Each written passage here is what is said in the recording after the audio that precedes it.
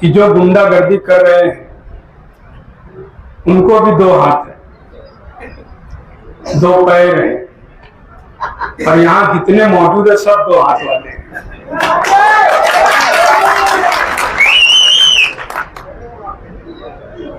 मैं यहाँ जो मौजूद है उनसे चाहूंगा कि अगर कोई लाए अमल तैयार होता है तो क्या उस पर अमल किया जाएगा? गुंडे चंद है और हम 1,10,000 लिखा। इस शहर में 1999 से जो बीज बोया गया बुराई का, बिरादरी का, मैं ऐसा समझता हूं कि ये लड़ाई लड़ते लड़ते हम यहां तक आए। और मुझको याद है कि 1999 में जब हमने निहाल साहब का इलेक्शन लड़ा हम हार गए थे। इससे ज्यादा शिद्दत थी गुंडागर्दी की। जब तो एक नाम बड़ा था खलील दादा का, आज वो इस दुनिया में नहीं है। ये सब रुक सकता है अगर हम मुत्तहिद रहे। ये जो दादागिरी हो रही है, बुराई जो फैली है, इसी के खिलाफ तो हम इकट्ठा हुए और इसी को बुनियाद बनाकर हमने इलेक्शन लड़ा। मुझसे कहा गया बहुत लोगों की तरफ से, चूंकि 10 साल में उनके साथ रहा, कि बगैर मैनिफेस्टो के तुम लोग इलेक्शन लड़े।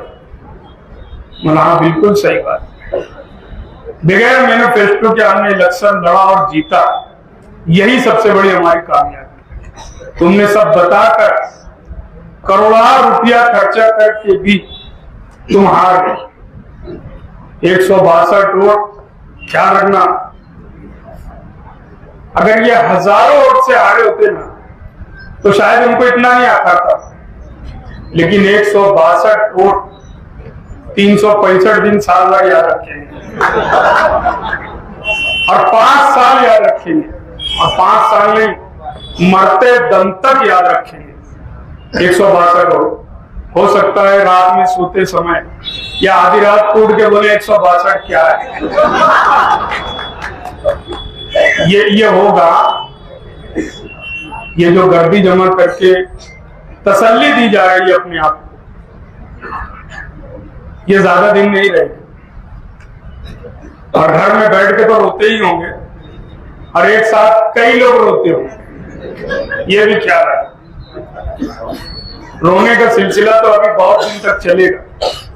दिखावा जो भी है और जो गुंडागर्दी की बात होती है, मैंने उस दिन जिस दिन ये नवीद के ऊपर फायरिंग की बात की, नदीम पर रात 2:30 बजे आजाद नगर पुलिस स्टेशन गया। वहां पर एडिशनल एसपी और डीवाईएसपी दोनों मौजूद थे। मैं उनसे पूछा कि यार ये क्या हो रहा है। भारती साहब ने कहा कि ये पॉलिटिकल इशू नहीं है जो अभी हुआ है। मैंने इसको आप यकीन से कह सकते हो? बोले हाँ। बोले ठीक है, अगर पॉलिटिकल इशू नहीं है मगर बहरहाल बंदूक तो निकली ना, फायरिंग तो हुई ना। बुराई कब रुकेगी, गुंडागर्दी कब रुकेगी? कल की मानो बात है, जैसा उसी दिन की बात थी। मुफ्ती साहब कुसुम्बा रोड से जा रहे थे, गुजर रहे थे, रास्ता रोका गया, नारेबाजी की गई, हुल्लड़बाजी की गई। मैंने एसपी से कहा यह हो रहा, इलीगल तौर से, गैर कानूनी तौर से जुलूस निकाला जाता और पुलिस नहीं रोकती उसको।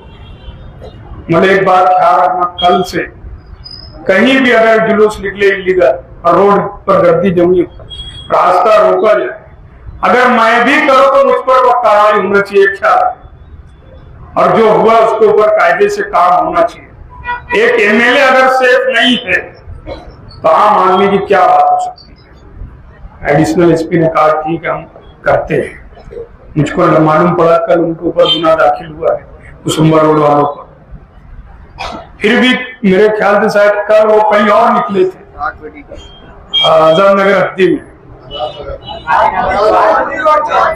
आजम नगर पुलिस स्टेशन के पवार वाली पुलिस स्टेशन के हत्ती में। वहां के पीआई से मेरी बात नहीं हो सकती, वरना वहां भी गुना दाखिल होना चाहिए। और रिकॉर्ड है, शूटिंग है, बाकायदा वायरल है, कानून टूटा है, गुना दाखिल करो। एक बात और याद रखना, जितना ज्यादा गुना दाखिल होगा ये उतना डरेंगे। मैं वो अपने कहा है कि ये कितने बहादुर है मुझको मालूम है। एक इंसी भी अगर हो तो दाखिल होना चाहिए, ये मेरी राय है लोगों से। डरो मत, कहीं मत डरो, एक जान है, जिस दिन आएगी उस दिन जाना है, ये ख्याल रखिए। कितने लोगों को ये मारेंगे?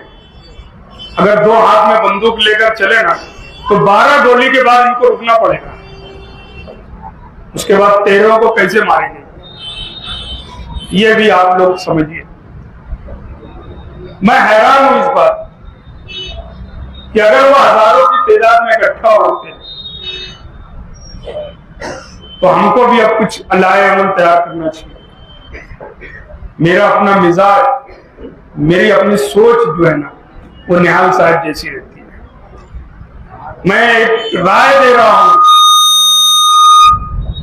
और अगर उस पर अमल हुआ तो मैं यकीन से कहता हूं किसी की छाती में दम नहीं है, दोबारा हिम्मत करेंगे। एक चीज तय करो कि जहां अगर हंगामा हुआ, जहां पर हथियार लाए, जहां पर लोगों को डराया धमकाया गया, मारपीट की गई, या किसी के घर में या किसी की दुकान, किसी के कारखाने में तोड़ की बात हुई, तो ऐलान होना चाहिए हमारी तरफ से कि हम उसी जगह से जुलूस निकालेंगे जहां पर ये इकट्ठा होकर भांगड़ कर रहे हैं। अगर ये कर दिए तो मैं ऐसे मानता हूं इनको घर में घुसना पड़ेगा। और आज मैं यहाँ एक राय दे रहा हूं मुफ्ती साहब की बहैसियत वो एमएलए एक ऐलान करें कि हम कानून नहीं तोड़ेंगे, हम कोई ऐसा रास्ता इख्तियार नहीं करेंगे जिससे शहर में लॉ एंड ऑर्डर की बात हो। लेकिन कोई हमको मारने आएगा तो फिर हम उसका रफा कैसे करेंगे? उसके लिए पुलिस को तंबी होना चाहिए। पुलिस का काम करने का तरीका मुझको समझता है, और जिस ढंग से काम कर रही है ना पुलिस, ये मुझको समझ रहा है। तो पुलिस के लिए मैं चाहूंगा कि कोई एमएलए साहब जो है एक बात करे कि जिन लोगों के साथ ऐसी हरकत हुई है, दमबाजी, या जिनके खिलाफ एफआईआर हुई है, अगर जुमा तक उनके ऊपर कार्रवाई नहीं हुई तो जुमा बाद हम जुलूस निकालेंगे। किले से जुलूस निकले, शहर के अहम रास्तों से होते हुए एसपी ऑफिस जाएंगे। ये बात अगर होती होगी, एमएलए साहब की तरफ से अगर ऐसा ऐलान होता होगा, तो मैं ऐसा समझता हूं कि आपको रिजल्ट सामने आ जाएगा। हर मसले का हल है अगर हम ताकत से रहे। जमहूरियत में सर गिने जाते हैं, कितनी ताकत है उनके पास वो भी देख लेंगे। हम कानून नहीं तोड़ेंगे, लेकिन अगर कोई कानून तोड़ेगा तो उसको भी सबक सिखाएंगे कानून से। ये हमारा काम होना चाहिए। दबाव रहे पुलिस पे, डिपार्टमेंट पे, सरकार पे, उसके लिए हमको रोड पे आना होगा। और रोड पे आने से मतलब ये नहीं कि धींगा मस्ती, हम कोई कानून नहीं तोड़ेंगे, हम कोई पत्थर नहीं चलाएंगे, हम कोई लाठी नहीं चलाएंगे, ना कोई हथियार की बात हो। लेकिन इतनी बड़ी तादाद में रोड पर निकल जाए कि यहाँ का पुलिस वाला हैरान हो जाए। निहाल साहब बोलते थे कि एसपी पैंट में पेशाब करेगा, और करेगा अगर हमारी ताकत रही तो। अगर हम रोड पर निकल गए और ये डिमांड रही कि जब तक गुनहगारों के ऊपर कार्रवाई नहीं होगी, हम हर रोज यही काम करेंगे। मुझको याद है 1995 में जब करवा मर्डर हुआ, पुलिस घरों घर तलाशी लेती थी रात में। निहाल साहब आए तो दिल्ली से उनको एक अवार्ड मिला था, भारत सारथी सम्मान। कोतवाली रोड पर जलसा लिए उन्होंने और ऐलान किया कि अगर ये काम पुलिस ने नहीं रोका आज, तो कल से शहर के हर हिस्से से मैं जुलूस निकालूंगा। बंद हो गया वो। लेकिन आज हम मांग करेंगे कि अगर शहर से गुंडागर्दी, बुराई, नशे की चीज अगर खत्म नहीं होगी तो जहां से ये काम होगा वहां से हम जुलूस निकाल के एसपी ऑफिस ले आएंगे। ये ऐलान अपनी तरफ से करो और फिर देखो माहौल क्या बनता है। मुझको यकीन है बदलाव आएगा, गुंडे भागेंगे, बंदूकें सर्द हो जाएंगी। ये ख्याल रखना, अगर हम इकट्ठा रहे, ताकत के साथ रहे तो यकीनन हमारा मसला हल होगा। इस शहर से हम बुराई खत्म कर सकते हैं। मैंने कहा कि 2 हाथ उनको 2 हाथ हमको, और 12 गोली चलाने के बाद तैरने के लिए उनको गोली लाना पड़ेगी ना, तब तो कहीं रुकेंगे, तब क्या होगा फिर। तो ये वाकया ना हो, इस शहर में 2-2 हाथ करने की नौबत ना आए, इसके लिए पुलिस को चौकन्ना रहना है, पुलिस को काम करना होगा। और एक बात और पुलिस ख्याल रखना, बहुत चला लिए तुमने मुफ्ती साहब को। मुफ्ती साहब क्योंकि एक मुकम्मल सियासी आदमी नहीं है, वो नहीं चाहते शहर में कोई बदनज़मी पैदा हो। वरना एक एमएलए जब वो अपना पावर बताने निकलेगा ना, तो एसपी को यहां आना पड़ेगा जहां एमएलए साहब बुलाएंगे। ये क्या लगना, प्रोटोकॉल के मुताबिक शहर का एमएलए सरकार का किसी भी नौकर को जहां चाहे बुला सकता है, अवामी नुमाइंदे हैं। ये मुफ्ती साहब अगर करेंगे और करें, हम साथ हैं, हम बिल्कुल साथ को साथ हैं। और कौन ऑफिसर नहीं करता, सरकार में रहने वाला कोई भी ऑफिसर नौकर है, ये ख्याल रखना। पब्लिक सर्वेंट है, जनता के लिए बनाया गया है, वो चेयर पे बैठकर काम करने के लिए नहीं, हफ्ता खाने के लिए नहीं। बुराई जो फैलती है ना, इसमें एक बड़ा हिस्सा पुलिस का भी होता है, ये क्या रखना।